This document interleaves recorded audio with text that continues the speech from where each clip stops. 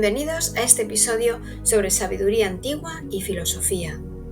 Hoy exploraremos un pasaje del Tao Te Ching de Lao Tzu, el capítulo 20. La claridad de quien se atreve a dudar. En este pasaje del Tao Te Ching, Lao Tzu nos ofrece una mirada honesta, incluso incómoda, sobre lo que significa ser sabio en un mundo que está constantemente distraído. Es una reflexión que rompe con lo superficial y nos invita a conectar con algo más esencial, más verdadero. Escuchémoslo con atención. Pasaje. La gente solo se distrae, solo el sabio piensa. Suprime el adoctrinamiento y no habrá preocupaciones. ¿Qué diferencia hay entre el sí y el no? ¿Qué diferencia hay entre el bien y el mal? El dicho, lo que otros evitan, yo también deberé evitar. ¿Cuál falso y superficial es? No es posible abarcar todo el saber. Todo el mundo se distrae y disfruta como cuando se presencia un sacrificio, o como cuando se sube a los jardines de una torre en primavera. Solo yo doy cabida a la duda, no copiando lo que otros hacen, como un recién nacido que aún no sabe reír, como quien no sabe a dónde dirigirse, como quien no tiene hogar. Todo el mundo vive en abundancia, solo yo parezco desprovisto.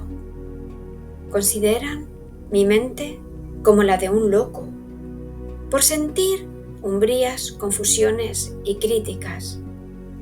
Todo el mundo brilla, porque solo las luces buscan.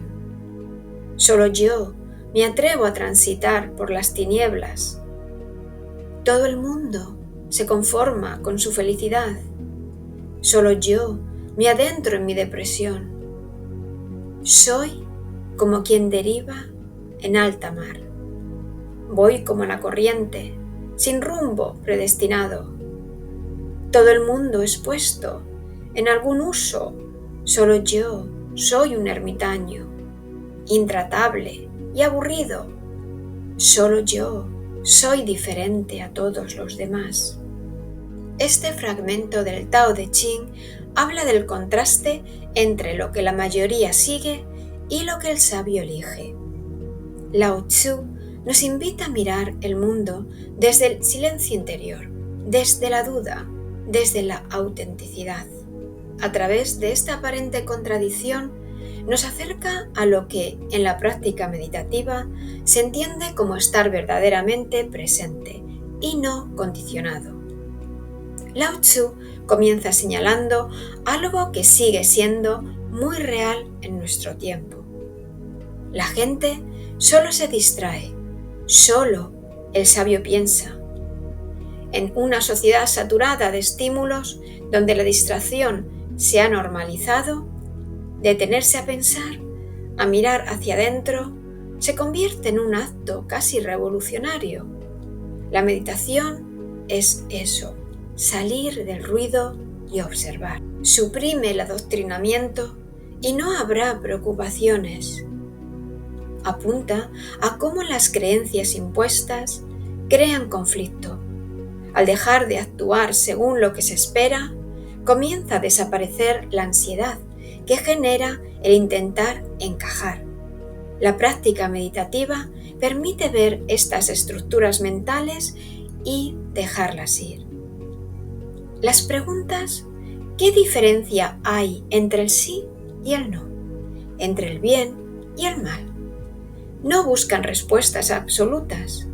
Nos invitan a dejar ir la rigidez de lo dual, de la necesidad constante de clasificar. Desde la meditación, uno aprende a habitar el centro, a observar sin juicio. Luego, Lao Tzu dice: todo el mundo se distrae, solo yo doy cabida a la duda. Aquí se expresa una vulnerabilidad sabia. Dudar no es debilidad, es apertura, es abrirse. El sabio no sigue por seguir, detiene sus pasos y se pregunta con honestidad. Esta duda no es confusión, sino conciencia. Como dice, como quien no tiene hogar, nos habla del desapego. El sabio no se aferra a una identidad fija, ni a un rol, ni a un éxito. Como en la meditación, se aprende a dejar ir todo lo que no es esencial. Más adelante afirma: solo yo me atrevo a transitar por las tinieblas. Mientras todos buscan brillar, el sabio se sumerge en su sombra, no por tristeza, sino porque sabe que ahí también hay verdad. La práctica interior no siempre es luminosa. Muchas veces es incómoda, pero necesaria.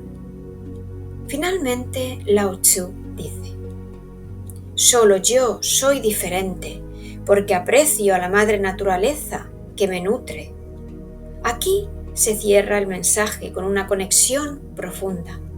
La naturaleza no es solo lo exterior, sino lo más natural dentro de uno mismo. El Tao, la sabiduría, no se fuerza, se escucha. Este pasaje es una llamada a volver a lo esencial, como la meditación silenciosa, sutil y transformadora. Gracias por acompañarme hoy en este capítulo sobre sabiduría antigua y filosofía. Si encuentras útil este contenido, no olvides suscribirte a nuestro canal para seguir profundizando juntos y comparte este vídeo para ayudar a más gente a conocer un poco más de esta sabiduría y filosofía, y dadle a gustar si habéis disfrutado con esta sesión.